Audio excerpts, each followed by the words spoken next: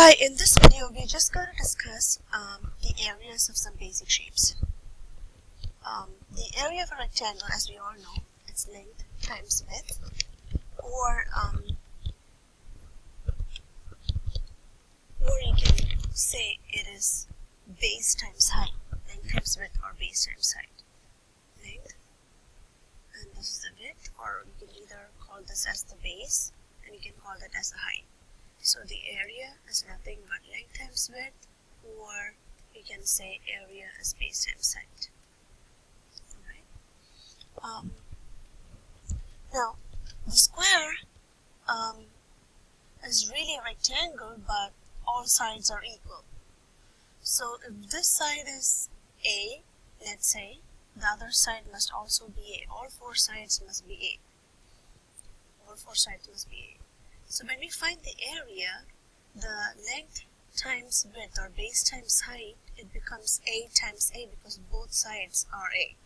So it just becomes A squared. So the formula for area of a square is just square the side. Now how do you get a triangle, the area of a triangle?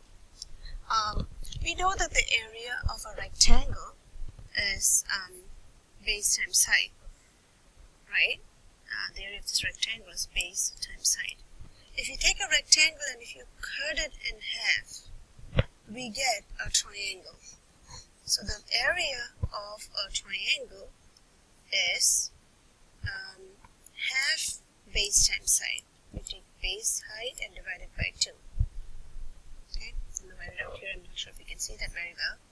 So the area of a triangle is base times height divided by 2, because you take the area of a rectangle, which is base times height, and you cut it in half to get the area of a triangle. Now how do you get a trapezoid?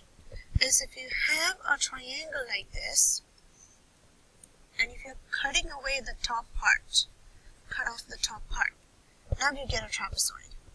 Okay, so instead of one base, you have two bases here, base 1 and base 2, and a perpendicular height of this trapezoid.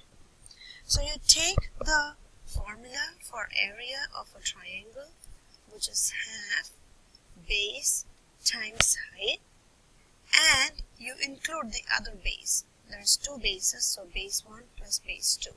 So that becomes the area of a trapezoid. Okay, half base 1 plus base 2 times h. So this would be the first base, this would be the second base, and the height would be the perpendicular height, not the slant height. This is called the slant height. The perpendicular height, the straight height, is called the actual height of this trapezoid. So the next shape, this is a parallelogram. In parallelogram, opposite sides are equal and opposite angles are equal. The area of a parallelogram is given by base times height. The only thing you have to remember, this base and height have to be perpendicular to each other.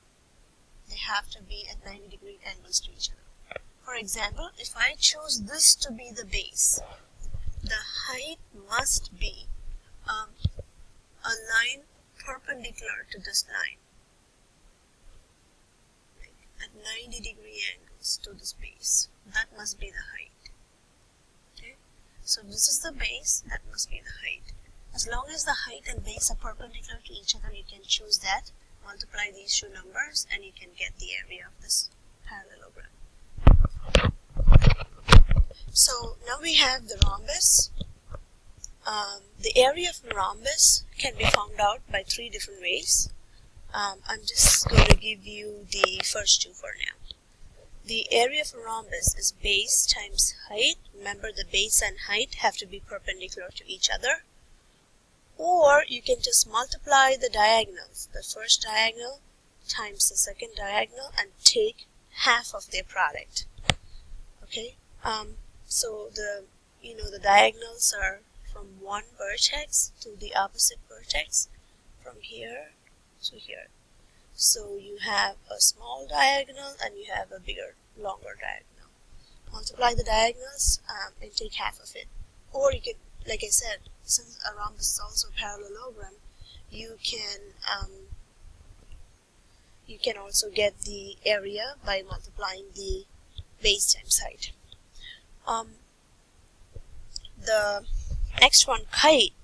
The area for a kite is the same as the area for a rhombus. You just multiply the diagonals and take half of it. So this is the first diagonal, this is the longer diagonal, so the area is half diagonal 1 times diagonal 2.